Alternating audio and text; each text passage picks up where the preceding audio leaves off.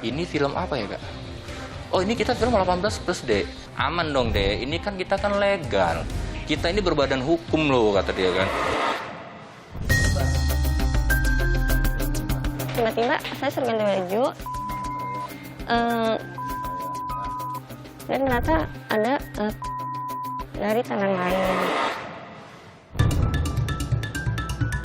Ini dalam memproduksi film-film dewasa yang bermuatan pornografi, ada sekitar 120 film yang sudah dihasilkan.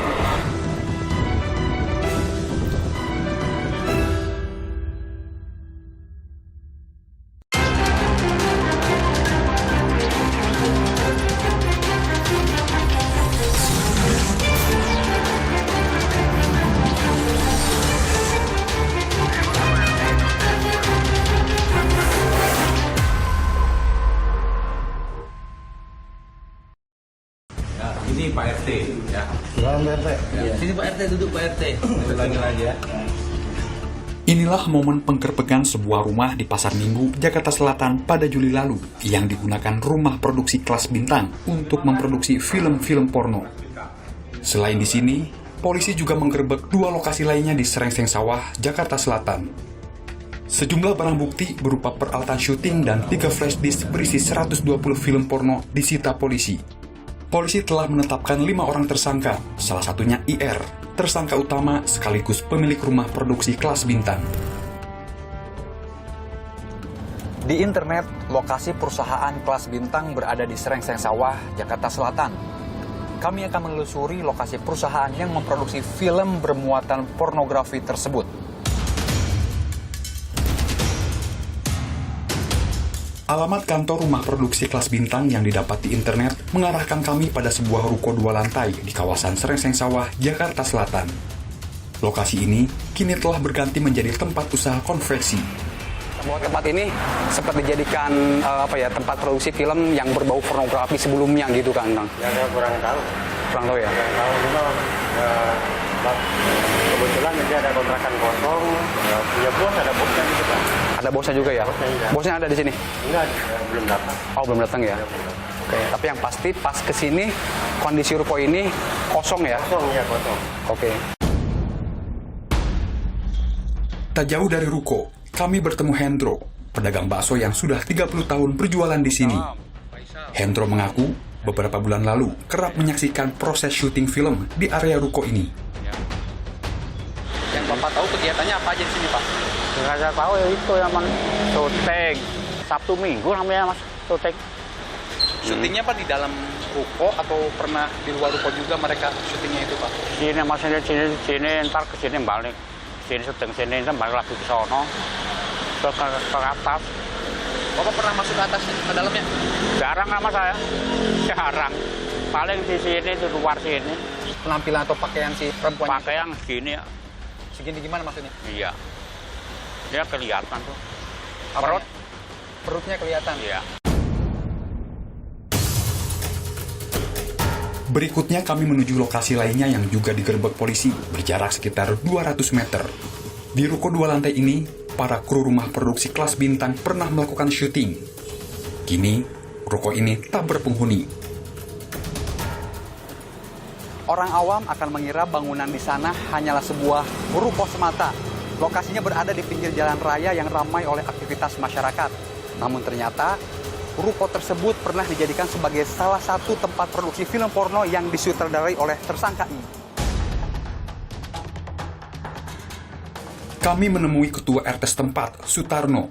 Ia menyebut tersangka IR sempat minta izin menempati ruko tersebut untuk syuting iklan dan film horor komedi. Awalnya kan inisial I itu kan datang ke rumah. Itu sekitar akhir-akhir bulan Januari 2023. Sekitar tanggal 20-an lah. Dia datang ke sini minta izin untuk penempatan ruko di situ, dan dia bilang nanti ruko ini akan kita buat untuk studio pembuatan iklan sama pembuatan film horor tapi yang komedi, kata dia gitu. Nah, habis itu biasa kan kalau untuk legalitas saya minta untuk KTP dan KK. Nah, pada saat itu beliau nggak bisa ngasih KTP dan KK itu. Selanjutnya, kami menuju lokasi ketiga di Pasar Minggu, Jakarta Selatan. Tersangka IR pernah menyewa rumah yang berada di tengah permukiman warga ini untuk melakukan pengambilan gambar. Faisal dari Kompas TV. Pak, pengen ketemu ngobrol-ngobrol sebentar. Saya sudah memberikan penjelasan di itu. Yang kemarin Polda itu ya? Iya. Sebelumnya, si pemilik rumah sempat diperiksa polisi. Ia mengaku tak tahu menahu jika rumahnya dijadikan tempat untuk membuat film porno. Pertama mengenai perkenalan, saya kenal juga dengan saudara Irwan, dan yang kedua seputar perkenalan awalnya, dan terus mengenai masalah rumah yang disalahgunakan awalnya seperti apa dan seperti itu, dan akhirnya bahwa saya keluarga gitu kan ya merasa kaget gitu kan atas disalahgunakan rumah saya sebagai video asusila untuk tayangan syuting. Polisi telah melimpahkan berkas perkara kasus film porno rumah produksi kelas bintang ke Kejaksaan pada 8 September lalu. Pengungkapan kasus ini berawal dari temuan patroli siber Direktorat Kriminal Khusus Polda Metro Jaya terhadap situs internet yang menjual film-film bermuatan pornografi. Berawal dari kegiatan patroli cyber yang dilakukan oleh tim penyelidik Subdit Cyber di Treskrimsus Polda Metro Jaya terhadap adanya informasi terkait dengan web yang mentransmisikan atau mendistribusikan atau membuat dapat diaksesnya informasi maupun dokumen elektronik yang kemudian yang kami identifikasi merupakan web berbayar dan berisikan materi-materi terkait dengan video maupun film yang bermuatan pelanggaran kesusilaan ataupun bermuatan pornografi. Dalam penyidikan, polisi turut memeriksa 14 pria dan wanita pemeran film yang berstatus sebagai saksi.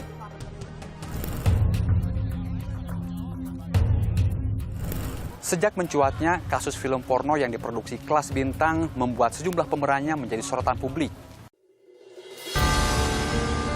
Baru-baru ini, kami bertemu AF, pemeran pria yang terlibat dalam film garapan rumah produksi kelas bintang.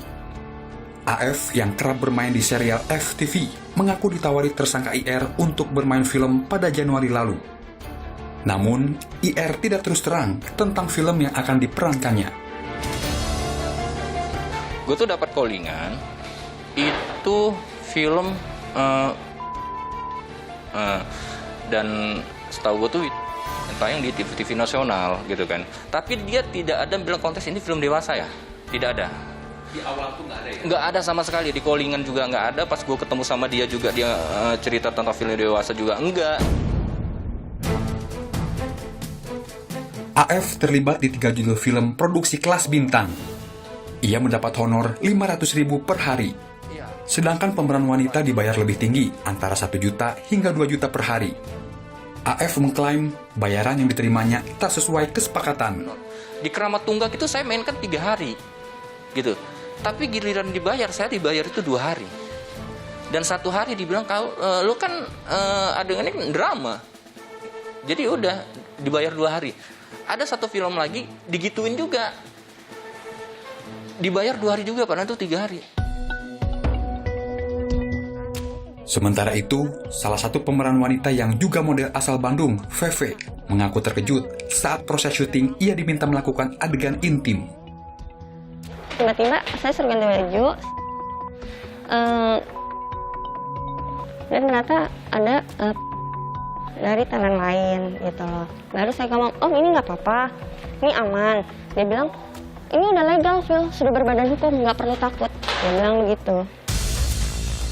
Feve yang mengaku baru pertama kali ditawari bermain film, awalnya tak langsung menyetujui ajakan IR. Ya, saya lihatlah di YouTube itu, memang ada kelas bintang, tapi itu genrenya itu komedi, terus religi, memang seperti itu. Makanya saya kira, oh memang ya udah, akhirnya saya mau. 2 minggu setelah itu barulah saya ke Jakarta, kan saya dari Bandung kan, saya ke Jakarta. Dari Jakarta saya syuting itu masih biasa aja, nggak bisa dikenalin ke krunya, dikenalin ke talent-talent yang lain. Berdasarkan keterangan polisi, 120 judul film bermuatan pornografi telah diproduksi kelas bintang sejak tahun 2022. Lantas, bagaimana peredaran film-film ini? Nah, dilemanya adalah di satu sisi pornografi selalu ada, Jadi ketika dilarang secara mutlak, dia akan cari jalan sendiri.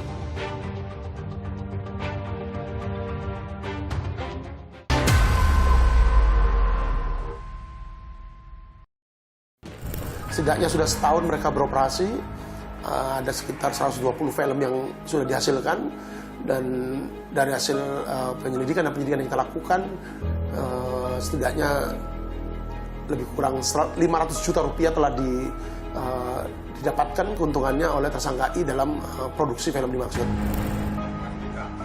Polisi membongkar bisnis hitam produksi film porno kelas bintang pada Juli lalu yang berasal dari temuan tim patroli siber Polda Metro Jaya. Pada saat itu salah satu website kelas bintang dengan filmnya Kramat Tunggal pada saat itu sempat diblokir oleh Kemenkominfo RI. Di situ kami melihat dari pantauan hasil patroli cyber kami, di mana film ini masih terus ditransmisikan ataupun didistribusikan melalui sistem internet seperti itu.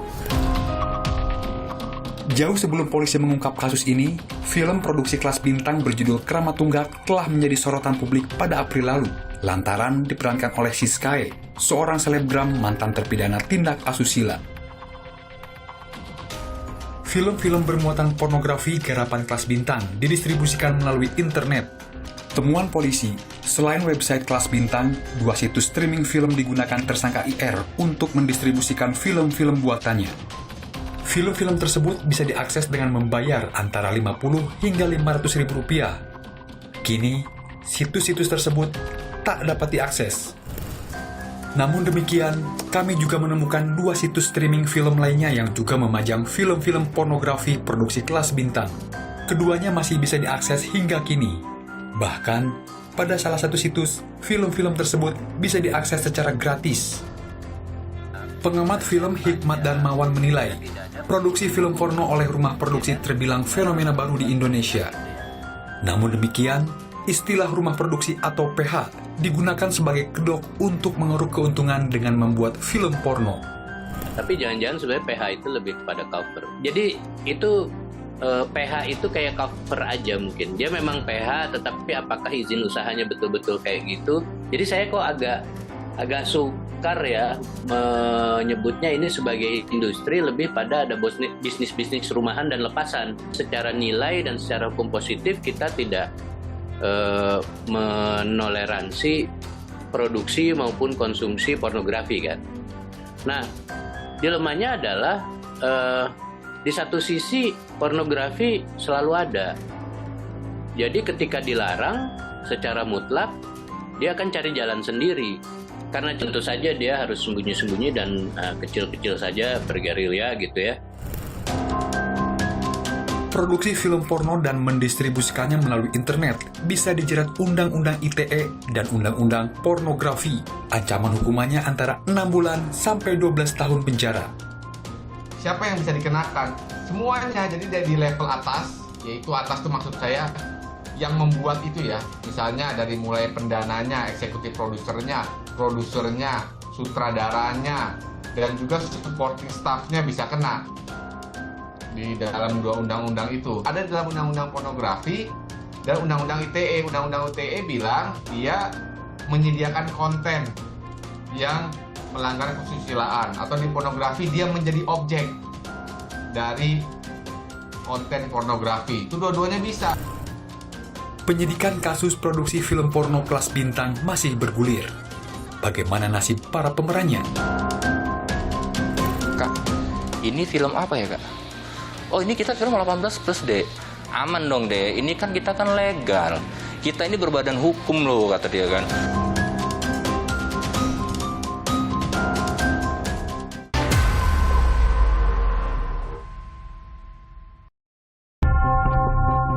Polisi menyebut, total ada 11 pemeran wanita dan 5 pemeran pria yang membintangi film dewasa produksi kelas bintang. Di antara para pemeran tersebut, ada sejumlah nama model dan selebgram. Salah satunya Siskae, selebgram kontroversial yang pernah tersandung kasus hukum video asusila di Bandara Yogyakarta beberapa waktu lalu. Ia telah diperiksa polisi pada 25 September lalu terkait video porno kelas bintang. Hingga kini, polisi telah memeriksa 9 pemeran wanita dan pria dalam kasus video porno kelas bintang. Sementara 2 pemain wanita lainnya masih dicari alamatnya untuk dimintai keterangan. Penyidikan polisi masih berlanjut untuk menentukan status hukum para pemeran tersebut yang kini masih sebagai saksi. Itu schedule berikutnya adalah penyidik akan melakukan gelar perkara untuk memberikan kepastian hukum. Termasuk di dalamnya adalah gelar perkara penetapan tersangka. Apakah layak satu saksi yang saat ini tersandang oleh para talent wanita maupun pria ditingkatkan statusnya menjadi tersangka dengan minimal 2 alat bukti yang sah. AF dan VV, 2 pemeran film produksi kelas bintang yang kami temui, mengaku tertipu terkait keterlibatan mereka membintangi film-film dewasa garapan tersangka IR. Temuin tuh salah satu karyawan dia juga. Gue nanya, "Kak, ini film apa ya, Kak?" "Oh, ini kita film 18 plus, Dek." 18 plus itu seperti apa, Kak? Film dewasa. Itu aman nggak, Kak? Kalau untuk kita sebagai pemain untuk memainkannya, untuk memerankannya. Aman dong, Dek. Ini kan kita kan legal. Kita ini berbadan hukum loh. Kalau kita ini ilegal ya udah digerebek kali kita, Dek. Gue mikirnya, oh iya, ya udahlah. Dan dia bilang ini udah aman, sudah legal dan berbadan hukum. Saya pikir oh ya udah gitu loh. Karena dia juga pernah ada pengacaranya, makanya kita yakin. Kita ini bukan dijebak, melainkan terjebak dalam situasi yang orang nggak tahu gitu loh.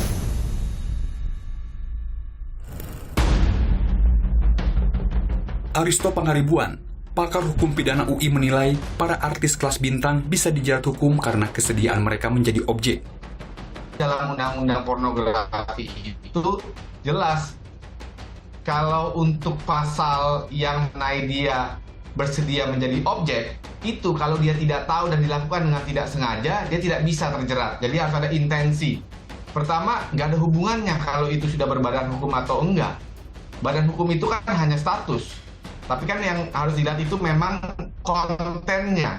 Kalau konten pornografi itu kan memang dilarang. Kalau dia nggak tahu itu ternyata pornografi, dia nganggapnya itu sudah izin legal, ya itu klaim. Itu yang perlu dibuktikan.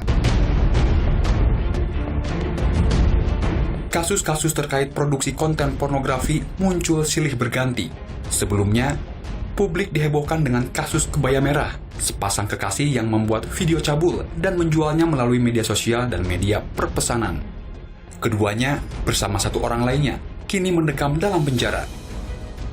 Pengamat film Hikmat Darmawan menduga, bisnis film atau video porno jadi lahan subur dengan perputaran uang cukup besar. Kalau masih ada, dugaan saya masih ada. Dan angkanya jauh lebih besar ya dari segi putaran uang ya. Saya nggak tahu kalau dari segi pelaku atau dari segi produksinya. Yang jelas pasti ada. Naturnya ini cukup gampang mudah direplika gitu ya. Cukup mudah direplika dan demand-nya selalu ada dan cukup besar. Apakah bisa ditiadakan? Dalam kondisi masyarakat kita sekarang enggak, dugaan saya enggak ya. Selama ada peminatnya, konten video porno akan terus diproduksi. Terungkapnya produksi film porno ala kelas bintang diyakini hanya secuil dari bisnis hitam video dan konten pornografi yang ada di negeri ini. Jadi yang saya risaukan itu mungkin kalau ini kan dia di circle yang relatif mudah terlacak ya, bintang, model gitu ya. Lingkaran pertemanan dan profesi yang cukup mudah dilacak di Jakarta gitu ya. Yang saya khawatirkan itu kalau yang benar-benar betul mafia gitu. Jadi kayak misalnya ternyata dia terkait dengan trafficking.